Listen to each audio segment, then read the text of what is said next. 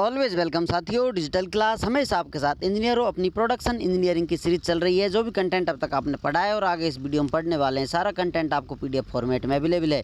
जिस तरह से मैकेनिकल इंजीनियरिंग जनरल नॉलेज की सीरीज कंप्लीट अवेलेबल है।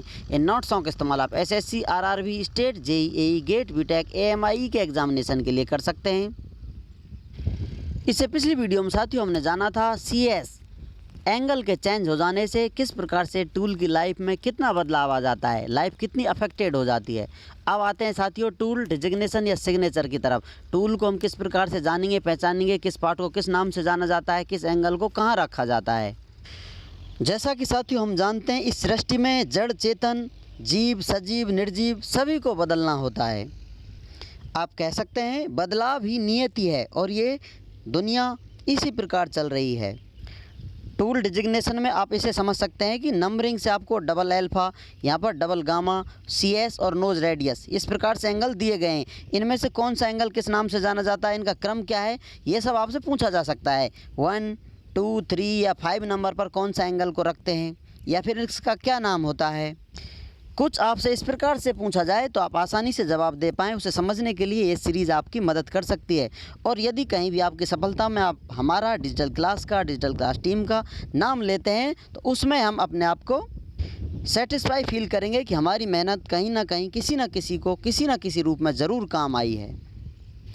तो यहाँ पर सबसे पहले जान लीजिए सेकंड जो एंगल बने हुए हैं, फर्स्ट सेकंड डबल डबल आपको देखने को मिल रहे हैं। ये एंगल साइड वाले हैं, सभी पर एस लगा हुआ है, साइड वाले एंगल हैं।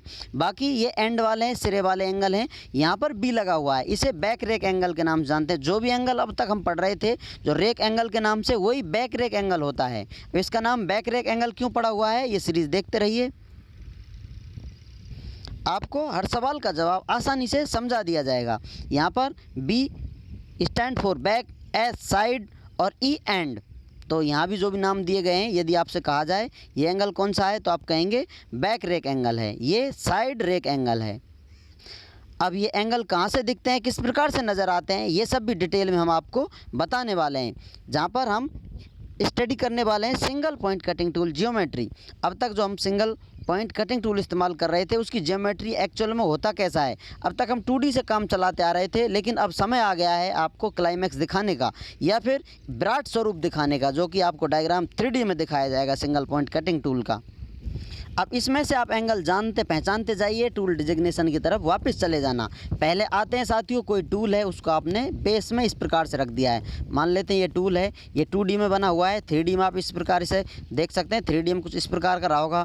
टूल की डायमेंशन कुछ इस प्रकार से चेंज हो रही होंगी, इस प्रकार के कुछ पार्ट्स बने हुए होंगे, उसके टूल इस प्रकार से कनेक्टेड हुआ होगा।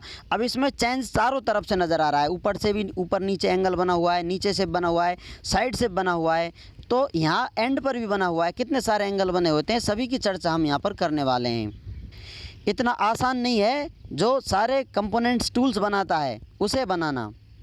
जो टूल इतने प्रोडक्ट फिनिशिंग के साथ हमें देता है उसको डिज़ाइन कर पाना इतना आसान भी नहीं है। या फिर कहा जाए बारीकी से इस पर स्टडी की जाए तो बहुत कुछ है सीखने और समझाने के लिए, किस प्रकार से वो टूल है अपने आप को पहले तरस पाता है। मुझे इस प्रकार से तराश दीजिए, मेरी नक्काशी कर दीजिए, जो भी तुम्हारा काम पड़े मैं वो काम तुम्हारे लिए आसानी से कर पाऊँ। अब इस प्रकार से टूल पड़ा हुआ है, ये पोर्शन इसका पीछे तक हो सकता था लेकिन कट कर दिया अपन को, सिर्फ इतना इंपॉर्टेंट पार्ट रख दिया। अब ये सिर्फ पड़ा हुआ है तो इसे आप कहेंगे बेस। बेस में पड़ा हुआ है, लेटा हुआ है आराम से।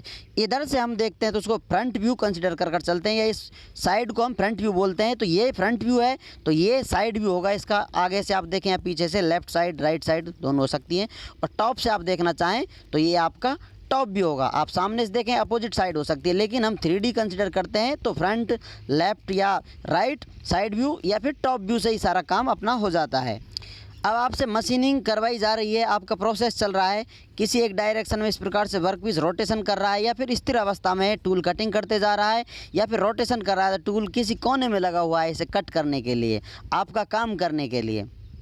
तो आप इसे देखना चाहते हैं जो आपको ठीक ठाक नज़र आ जाए, तो इधर से आप देख रहे हैं इसको तो टूल आपको इधर से काम करता हुआ नज़र आएगा।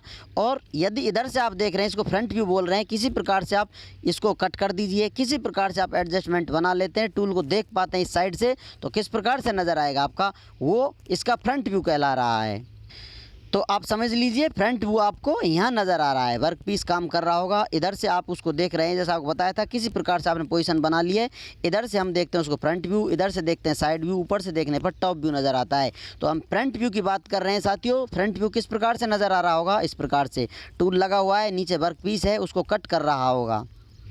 यही डायग्राम अब तक हम स्टडी करते आ रहे हैं फ्रंट व्यू वाला। और इसके बाद आपको साइड व्यू दिखाया जाएगा, यहाँ नज़र आ रहा है। टॉप व्यू भी आपको दिखाया जाएगा सीरीज़ की अगली वीडियो में, या कहा जाए वीडियो की अगली स्लाइड में। उम्मीद करते हैं विद्वानों वीडियो में दी गई अब तक की जानकारी आपको अच्छे से समझ में आई होगी। अभी भी आपका कोई कन्फ्यूज़न है तो आप हमसे कमेंट कर पूछ सकते हैं साथियों। आप चाहें तो कांटेक्ट कर सकते हैं, कांटेक्ट लिंक आपको वीडियो डिस्क्रिप्शन में मिल जाएगा। वीडियो को अंत तक देखने के लिए, चैनल को सपोर्ट करने के लिए आपका दिल की गहराइयों से बहुत बहुत धन्यवाद। मिलते हैं नेक्स्ट वीडियो में। जय हिंद, वंदे मातरम।